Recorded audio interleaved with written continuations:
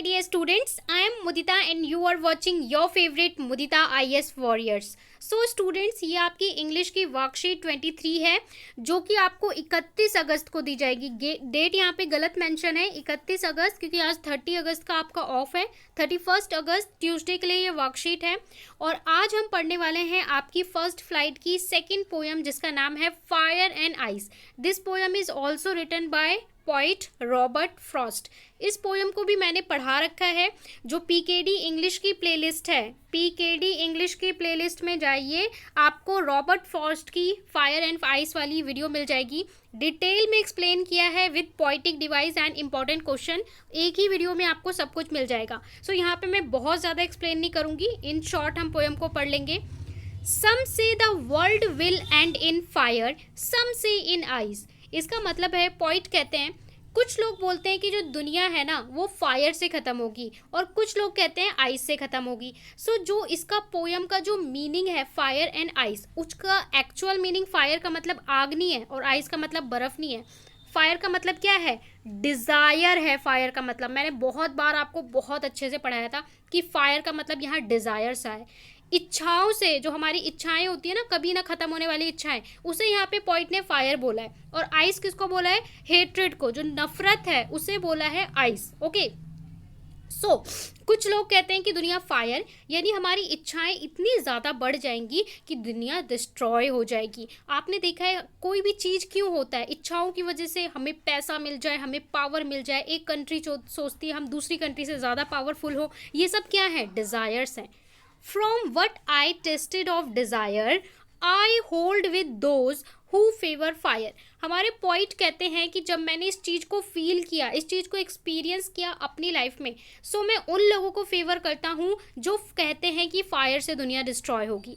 Point कहते हैं कि मैं अपने पर्सनल एक्सपीरियंस से ये कहना चाहता हूँ कि दुनिया किससे ख़त्म होगी? फायर से, मतलब नफ़रत से ख़त्म हो, सॉरी, आग से ख़त्म होगी। आग मतलब यहाँ पे क्या है? डिज़ायर से, इच्छाओं से।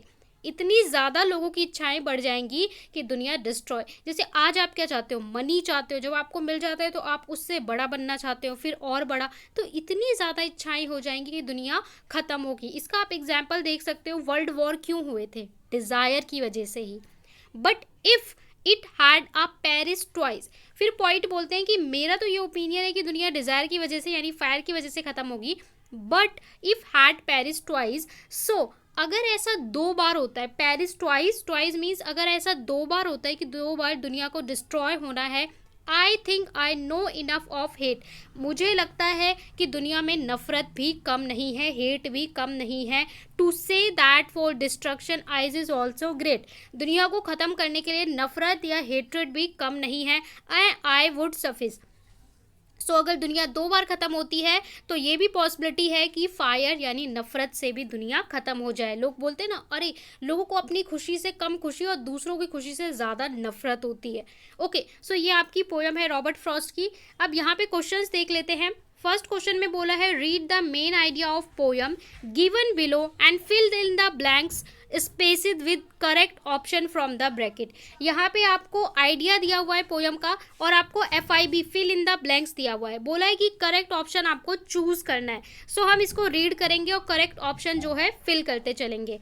The poem discuss how powerful dash and dash. So यहाँ पे देखिए, यहाँ पे हाउ पावरफुल, यहाँ पे क्या बोल रखा है? इक्वेशंस या इमोशंस। सो ये किसकी बात कर रहा है? पॉइंट इमोशन की बात कर रहा है। दोनों हमारे इमोशन है। फायर क्या है? हमारी डिज़ायर, इच्छाएं, वो भी इमोशन है। और हेट्रेड क्या है? वो भी इमोशन है। सो यहाँ पे आपका क्या आएगा? यहाँ पे आपका आएगा emotion. So you can fill emotion. Okay, so you can fill emotion here. इसके बाद आगे वो आपसे बोल रहा है, can emotion can dash destroy या delete everything around us. Delete कर सकता है या डिस्ट्रॉय कर सकता है? तो डिलीट नहीं कर सकता, डिस्ट्रॉय कर सकता है। तो यहाँ पे आप क्या भरोगे? डिस्ट्रॉय भरोगे। ओके, यहाँ पे डिस्ट्रॉय और फर्स्ट में आपका क्या था? इमोशन था। ठीक है, इसके बाद है the point is of the opinion that dash rain या फायर। यहाँ पे बोल रहा है the point is the opinion. Point का क्या ओपिनियन है? रेन का या फायर का? पॉइंट का ओपिनियन है रेन का। पॉइंट क्या बोल रहे हैं कि अगर दुनिया खत्म होगी तो फायर से होगी, फायर ऑफ डिज़ायर, ठीक है, इच्छाओं से। And ice and petal of hated are sufficient. So यहाँ पे आपका क्या होगा, यहाँ पे आपको दो ऑप्शन दे रखे हैं कि आइस, और थोड़ा सा जूम आउट करेंगे तो दिखेगा आइस, और यहाँ पे पेटल। सो यहाँ पे आपका क्या हो जाएगा, आइस हो जाएगा। इसके बाद यहाँ पे बोल रखा है सफिशिएंट या लेस। सो यहाँ पे होगा सफिशिएंट, कि दोनों सफिशिएंट है ख़त्म करने के लिए। यहाँ पे आपका इमोशन है, ओके। यहाँ पे आपका क्या है, डिस्ट्रॉय है। इसके बाद आपसे बोल रहा है आगे, वो आपसे जब हम आगे पोएम पढ़ेंगे, वी मस्ट रिस्पेक्ट। सो यहाँ पे आगे यहाँ पे आपको ऑप्शन दे रखा है, we must respect differences and have anger या comparison for each other to save the world. So यहाँ पे बोल रहा है we must respect differences and anger या compassion for each other to save the world. So यहाँ पे किसको रखने की बात बोल रहा है, एंगर या कंपेशन की। सो यहाँ पे कंपेशन होगा, ओके। इसके बाद अब हम क्वेश्चंस देख लेते हैं। सो इसका क्लियर आइडिया हो गया होगा आपको क्या क्या फिल करना है, ठीक है। यहाँ पे आपका फर्स्ट वाले में इमोशन था, यहाँ पे डिस्ट्रॉय था, यहाँ पे पॉइंट वाले में फायर, इसके बाद इस वाले में आपका आइस था नेक्स्ट में, इसके बाद यहाँ पे आपको सफिशिएंट, और यहाँ पे कंपेशन, ओके। इसके बाद हमारा जो नेक्स्ट क्वेश्चन है, इन क्वेश्चन में बोला है identify the rhyming scheme from the underline words from the poem. So यहाँ पे राइमिंग स्कीम मैं यहाँ पे ही आपको कैलकुलेट करके बताऊंगी। देखिए कैसे निकालते हैं, जो हमारे अंडरलाइन वर्ड्स होते हैं ना, जो मिलते जुलते वर्ड्स हैं, उन्हें हम अल्फ़ाबेट से सिंबल करते हैं। जैसे फायर है, इसको हम बोलेंगे ए। इसके बाद आइस, ये अलग तरीके से प्रोनाउंस कर रहा है तो हम इसको बोलेंगे बी। अब डिज़ायर, फायर और डिज़ायर सिमिलर है, सो हम इसको भी ए बोलेंगे। फिर अगेन फायर आ गया, इसको भी हम बोलेंगे ए।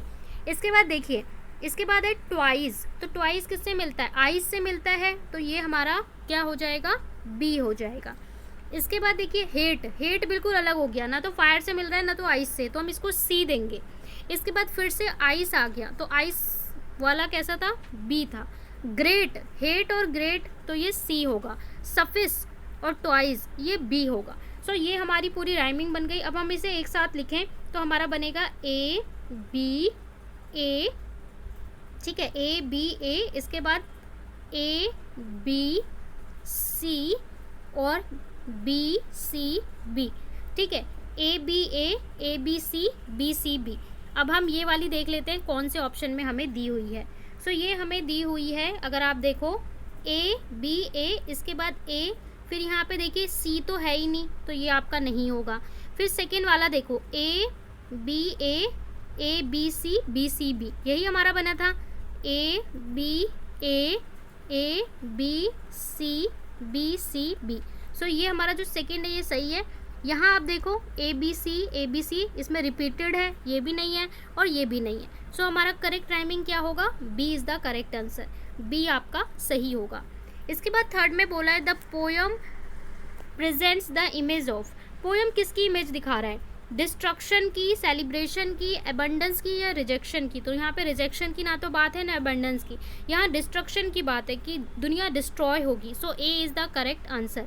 फोर्थ में बोला है the poet is making dash through this poem. क्या आप करना चाहते हैं, serious warning, silly mistakes, sincere appeal या फिर बिग थ्रेट। सो यहाँ पे सिंसियर वार्निंग है, वार्निंग देना चाहते हैं पोइट, ओके।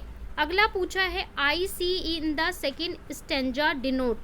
सेकेंड स्टेंजा में आइस किस चीज़ को डिनोट कर रहा है, इनटॉलरेंस को, एपैथी को, हेट्रेड को या ऑल ऑफ द एबव। सो यहाँ मैंने पहले ही आपको बता दिया है हेट्रेड को। फायर मतलब डिज़ायर है, आइस मतलब हेट्रेड है। सो यहाँ पे आपका आंसर क्या हो जाएगा, सी हो जाएगा। 6 में बोल रहा है what does the poet not want to convey. क्या कन्वे नहीं करना चाहता है इस पोयम में, human being should be greedy. Human being को क्या बोल रहा है, human should be, human being को ग्रीडी होना चाहिए, ठीक है। यहाँ पे बोल रहा है क्या कन्वे नहीं कर रहा है, तो वो तो बोल रहे हैं कि ग्रीडी नहीं होना चाहिए, बट यहाँ पे बोल रहा है ग्रीडी, तो एक तो ये हो जाएगा। We should focus on desire and hatred, हमें फोकस करना चाहिए इच्छाओं पे और हेट्रेड पे। सो ये भी वो कन्वे नहीं कर रहे, ठीक है। इसके बाद है check our desire and love all. इसके बाद बोल रहा है कि both A and B. So according to this question इसका ऑप्शन डी होना चाहिए, ठीक है, बोथ ए एंड बी, क्योंकि यहाँ पे वो ग्रीडी होने को बोल रहा है और बोल रहा है कि फोकस करिए डिज़ायर एंड हेट्रेड पे। सो ये तो वो कन्वे कर ही नहीं रहे ना, वो तो कह रहे हैं कि अगर आप हेट्रेड डिज़ायर्स पे फोकस करोगे तो दुनिया डिस्ट्रॉय होगी। सो यहाँ पे आपका डी हो जाएगा। एक बार रीचेक कर लेते हैं ऑप्शंस को। क्वेश्चन नंबर जो सेकंड था इसका राइमिंग स्कीम बी था, थर्ड में डिस्ट्रक्शन ए, इसके बाद फोर्थ में हमारा था सीरियस वार्निंग, आइस का मतलब था हेट्रेड यानी कि सी ऑप्शन था, और सिक्स्थ का आपका हो जाएगा डी। सो ये थी आपकी कंप्लीट वर्कशीट। आई होप आपको समझ में आई हो। आप लोग पीकेडी इंग्लिश में या डिस्क्रिप्शन के लिंक में जाके फायर एंड आइस का डिटेल पोयम देख लीजिए, आपको अच्छे से समझ में आ जाएगी। साथ में चैनल को लाइक शेयर सब्सक्राइब करना बिल्कुल ना भूलें।